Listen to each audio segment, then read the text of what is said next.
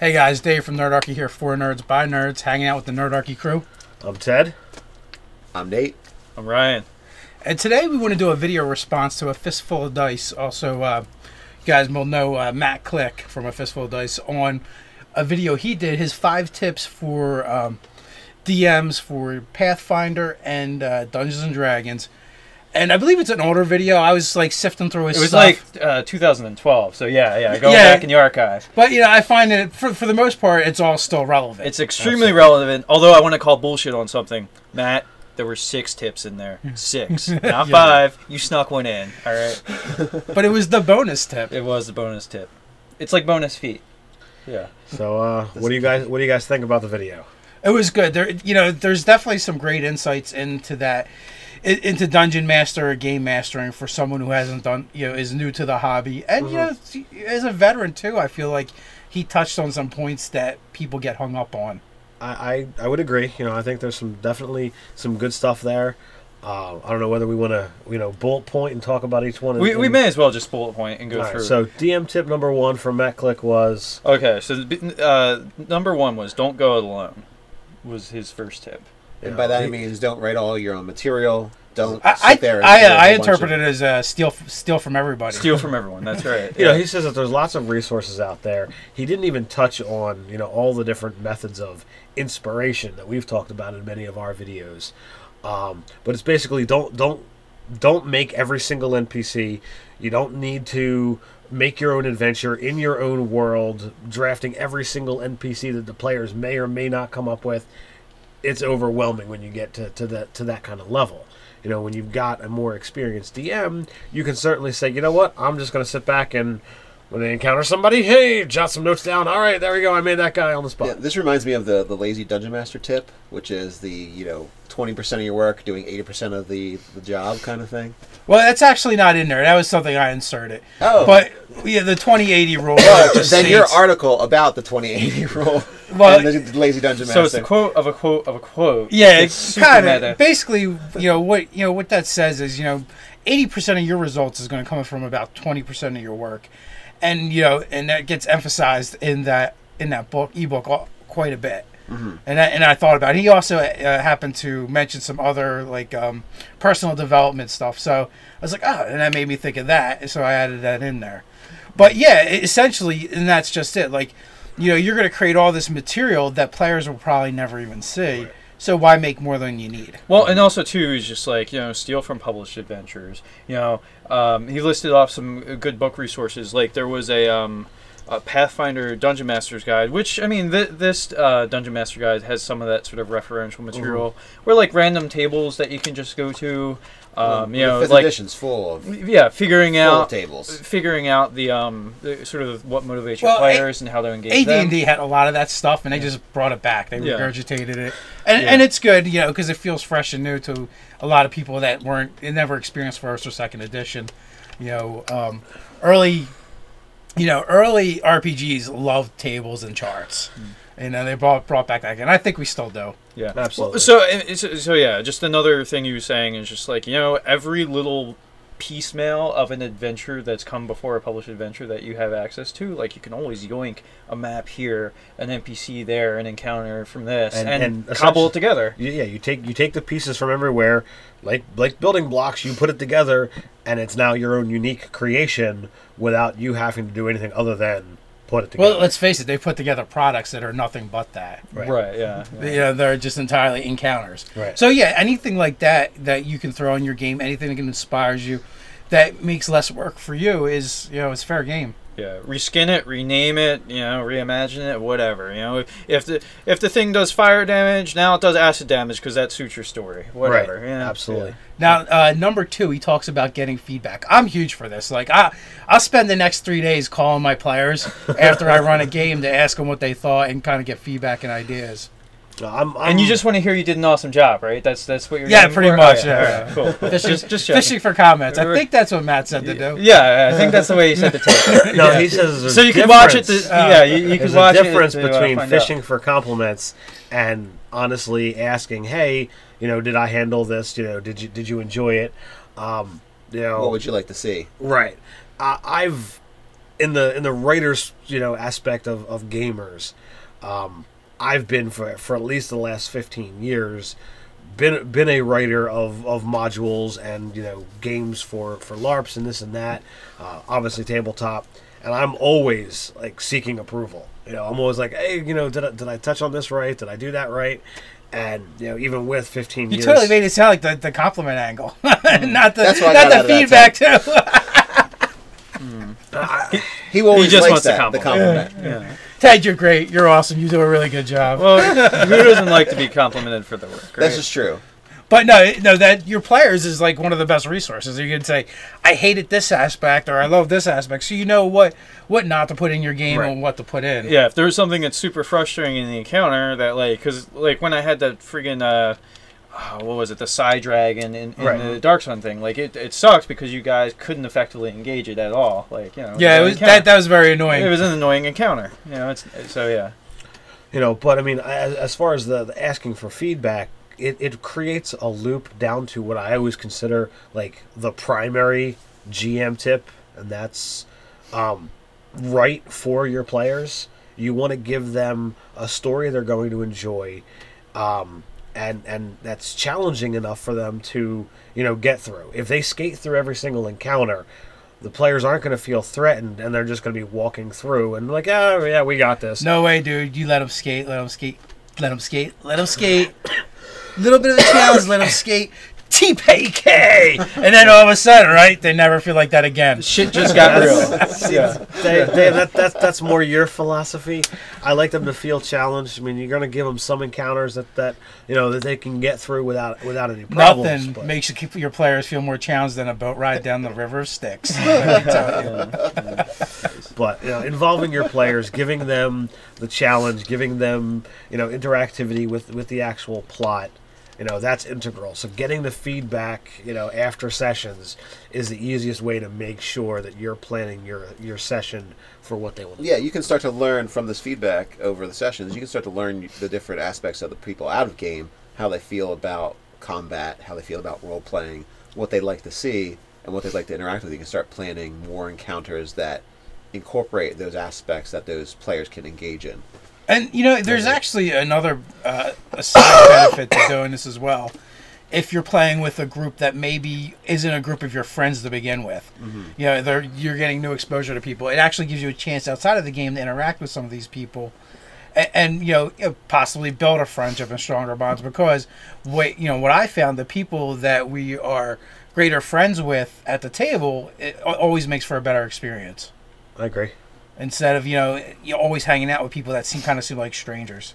And the only reason you guys get together is to play D&D or whatever tabletop game you're playing. You want to be comfortable enough that, if the guy says, hey, you want to come over for a barbecue, we're not gaming. We're just going to hang out and have burgers. That they're going to say, yeah, I'm on my way. And shit didn't just get weird. Right. Like, wait, are you going to ask me to help you move next time? Right, yeah. So, moving on to number 3. So this comes down to, which this is great because he was sort of he was being a seer, if you will, of rewarding player creativity. And one of the things he got into is he plays with fate chips that, what does he do? He gives out a poker chip, a token that says, you get to reroll a D20 roll. Which, in 2012, is basically the inspiration for 5th edition. For doing something cool in-game. Yeah, well, I don't know how long Fate's been around, and Fate has been using that system is, and there's other systems that do what's called bennies, So, but that really just goes back to his number one suggestion or tip, and that's basically borrow and steal from everybody to make your game better, to make the experience at the table better. So yeah, and that's one example of rewarding players. I've seen other people just hand out, and I've done it too, is give out bonus XP. I used to give XP based off of role playing, and I had some convoluted system that only I could figure out. Yeah, I did the same thing with an hash marks. And monkeys drawing numbers and my new system is really easy. They get 100 XP for role playing per level and of their character, and it makes the difference in the beginning. But towards the end, it doesn't. It's like, all right, so you gained 1,000 XP. Well, you got a while to get to that next level. So, but it's just does like everybody moving on. automatically get it, or No. you have to earn it? But it's not Do they have zero to- or not. It's not 0 or 1,000. That's 1,000 is like you've done a really good job, and then I just lower it if I have. I mean, not 1,000. 100 per is a really good job, and I can just lower it or increase it. I used to just do hash marks, and each hash mark would be like 10, 25, 50 XP. 10 XP, Yeah. and but no, I would give them out frequently. Okay. So generally. and at the end of it, when I had tallied all the XP and divide everything up, everyone had different numbers based on that, and I would also grade on a curve. Like if someone's already a super role player, they're not going to get as much from role playing because it comes naturally to them. yeah. But the guy that's struggling at the table to say anything when he does something, he might get like 50 checks. You know? Yeah. He talks for a half hour. So, and I mean, as far as that goes, like XP reward tokens, like I know at least 2/3 of the people that are currently running games don't even really track XP. They just like every 3 sessions, like yeah. Well, Well, right now we're not. And right now that's exactly what I'm doing. I'm like, I'm actually looking back to some of Dave's earlier style, where it's like, you know what, I'm not even bothering to deal with XP. You guys will level when I think you guys have earned it. Both storyline wise and character growth, time duration. So it's like, I'm not even going to bother keeping track of XP. So therefore, getting role-playing XP is essentially meaningless. Yeah. So it's like, how It's like can whose line is it anyway? Right, the points don't matter. So it's like, how can I figure out a way to reward players, in a different situation? Right, and obviously we could do like one of the optional reward systems, and one of the optional systems in the DMG is action points or hero points. Right. Like we can institute things like that, and there's probably other ways in game to actually reward the players. Right, aside things from like actually- renown and piety based on role playing, which we'll do a full on video of that. But those are like in-game systems. right, or just you could do things like giving your players. If the situation warrants it, titles and Right. and in-game benefits. Right. Or if you look at the backgrounds, that is a great source of in-game benefits that really they don't unbalance the game, and they don't really add a whole lot, but they're interesting. Right. Like you're a soldier, and out of the potential things you could have been if you chose a lower rank, well, you just got a promotion. You're now a lieutenant or something. Yeah, exactly. So I guess we can move on to the next one, which is going the extra mile. Which is just, it's like bringing some enhancements. You have to do extra laps. laps around the table, right? Yeah, so it's just bringing little enhancements into the game that'll make it that much better and putting the work in. Yeah, we've all done various things over the years, whether it's using background music, Props. and I think that's kind of Visuals. like mainly what it falls into. For many years, we always, we bust out the anvil of Crom every time battle started. Yeah, the Conan soundtrack. But with with us recording all of our sessions now, it's like, well, Copyright. So we don't tend to do that as much anymore. Yeah. But having things that are increasing people's immersion. Yeah, I mean handouts, or you might get crazy one day and they find potions and you actually hand them a potion, and Which is a Mountain Dew. They have different colors Mountain Dews. well, that's course, true. yeah. That's true. Yeah. You could totally just strip the labels off of a bottle of Mountain Dew and relabel it with something. Yeah, one of the things Push that on speed. Matt had brought up that he uses is he's got one of those like USB plug-in speakers. The self freestanding speaker that just plugs into your iPod or probably. And as soon as he mentioned it, Nate got a nerd boner. Yeah. So it's like a little. He's like, those things are amazing. I like them. I have one of them. They're really cool. The Altec speaker, right? Yeah. It's not an Altec exactly, but it's a similar concept.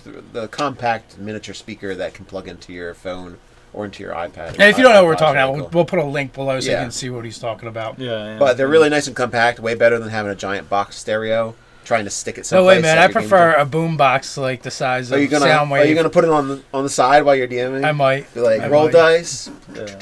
For my Transformers game. Yeah. Get into breakdancing. Yeah. Yeah. There you go. Well, then you have to have breakdance fighting. And then you have to dance Well, back. if Dave tries to break dance, it's just he's gonna break something while dancing. Most likely myself. Right. More than likely. You're not a spring chicken anymore. So, bringing us to our final tip of involving your players. Now, I was excited when he first said that because I'm like, all right, that's exactly how I am. I want my players to get immersed in the game. You get them involved in the actual story and plot choices. And he completely went in a different direction. So you're thinking making story arcs that revolve around each individual character, really getting them into the whole... because like I said, my game tip or my pro tip, whatever you want to call it, is the plan for your players. But he was like, have them tracking initiative and spell duration, have different people bringing food, and I'm like, all right, I completely disagree with all of this. Well, now, see, I've heard those kind of things implemented often from other gamers. Some of those tips are even in the Lazy Dungeon Master's Guide, and it does make sense. Like anything that the DM doesn't have to do, just makes the game call run that smoother. Outsourcing to the other side of the screen. Yeah. Yeah, it's outsourcing to the other nation on the other side there. Yeah, I mean, there's nothing wrong with differences of opinion. My particular DM style, it's like there's that DM screen. It's a line. No, there's definitely something wrong. Control freak. Yeah. Well, I mean, like that's the kind of along the lines of like if I have NPCs in the thing, I don't want to have to run an NPC. I have all the monsters to run, and like concentrating on having them have solid tactics based on what they are. That if there's an NPC, oh, you play clerics a lot. I have this cleric NPC. You're taking his initiative turn or whatever. Because I'm running everything else on this side of the screen. They can run 2 characters, And as it is, I always forget stuff. Yeah, right, I don't have a problem with running the extra NPCs, and for initiative, I usually what I do is I don't assign people roles. I ask people, and as long as you have a table that's interested in assisting you where they can, I usually ask somebody to write down the initiatives as everybody rolls them up. They write down all the players' initiatives, and then I draw lines of different colors based on the monsters, starting at the lowest initiative, going up. So as I add each one, and like they see, oh, these 2 people don't go before this monster, and they're like, oh, there's 2 left, and one of them's the big bad, and they're both going first. That's kind of like that gets the tension up, I think, for the game, level. And they're doing it rather than me doing it. So it's like they're adding to their own doom. So it's kind of got that's pretty cool, and all it's like and they're also being a help to the game. So you can have people that are like chronicling the adventure, like the story of the plot and stuff like that. You have somebody like taking notes. You can have the person that's writing down the treasure. Because as GM, if I give out treasure and you didn't write it down, guess what? You guys left it behind because I'm not tracking whether you took something or not. Like by that time, it's on the other side of the table. With that, I absolutely agree with both of that. With the whole chronicling, I feel that's whether a player at the table is actually interested in doing it. And it's usually a character who's either a heavy role player or is playing a character that would legitimately say, well, I'm going to write this stuff down. Yeah. Well, I mean, and also, too, though, like, that's good just because, if you go a month or 2 between gaming sessions, like, for your character, it was like last week or, if you like whatever in game time, but it was their life. It's more significant to them. They'll remember it. As a player, you have your job and family obligations, real world stuff that, like, all right, this thing I get to do once every month or a couple months or however frequently you get the game, like, it kind of goes by the wayside. So I was running the family game, and I turned to my players, which happen to be my family, and I go, well, they happen to be in a crypt. I'm like, are you going to keep a map? And they're like, a map? I'm like, yeah, you don't want to get lost, do you? And of course, I didn't have a map on my side, so they're building the map for me. Yeah, that's pretty funny. No, and also, too, somebody taking off the cartography duties is kind of good. I mean, on the other hand, though, like, doing the labyrinth thing really isn't that fun of a gameplay, in my opinion. Like, it's, like, where you have to, like, worry about turns you've taken and stuff like that, because an 16 to 18 intelligence caster, they're going to just remember which way they went. Maybe. Some people are absent-minded even though they're brilliant. Well, or the wiser character, or the intelligent. Like, between the party, these are all way more exceptional people than the players actually running them. I mean, come on. Let's be honest. Nobody unless they're, like, an actual scientist or a professional this or that. Like, if they're, like, an Olympic athlete or professional weightlifter or whatever, nobody is, like, a 16-plus stat. Well, we got the real life. level 12 intellect. Oh, yeah. We do have the level 12 intellect. So, yeah. But you said 12, so, I mean, right there. Yeah. But here's the thing, though. Like, I disagree in the sense that a labyrinth is designed to confuse people. Right. Whether you're smart or not, if everything looks the same, everything looks the same. How fun is it to track that game? Because that gets to the bonus tip, which is the 6th tip. It's the 6th tip. But I'm just saying, a photographic memory is completely different than being super smart. So, I mean, there is actually a feat for observant that probably would go along with it might be able to invoke that. But, yeah, so if you had the feat that let you do that. So for Ryan, you know that if you do a labyrinth game, he is not going to be interested at all in tracking that. Yeah, because, who cares? It really, where's the story? Where's the encounter? Where's something interesting? Because, so the bonus tip is have fun, right? And if it's not fun, what's the point? Basically, if you have to, just make 10 rolls to, climb the side of a cliff, but there's nothing exciting happening other than just getting up the side of the cliff, during an encounter, that's exciting because it means something. Right. But outside of that, it's just it's just wandering damage or an annoyance that's just But I think he's talking specifically to the GM. Have fun as the dungeon master because if you're bored and not having fun, your players are going to be bored and not having fun. Well, I mean, the have fun is universal for everyone. Do the things that are fun for the people at your table. It goes back to getting feedback from your players. If they hated something and they're oh, but my story really hinges on that, and I need to put another 3 of those things. Well, guess what? Next week, 2 of your players might not show up. Make a lot. Well, that actually goes back to.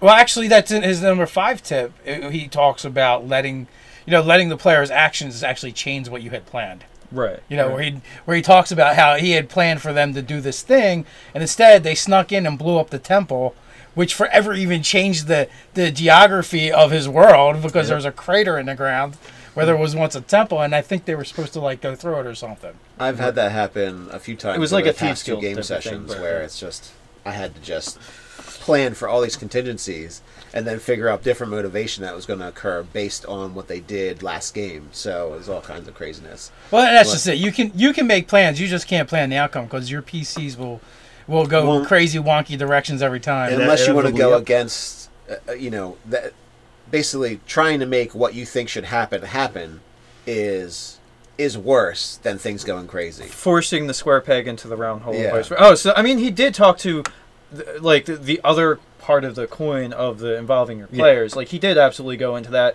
It was a Thieves Guild encounter type of thing. And they basically Walter Whited them from Breaking Bad and just set off an explosive in the person's office. Or Spoonie Jihad. Yeah, Spoonies Jihad. Yeah, exactly. So that sort of thing. All right, so we've got his 6 tips here. Do we have any that we want to share that he didn't touch on?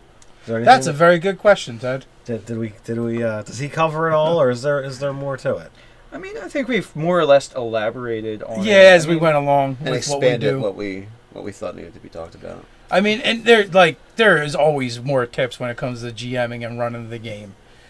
But his top 5 is pretty good.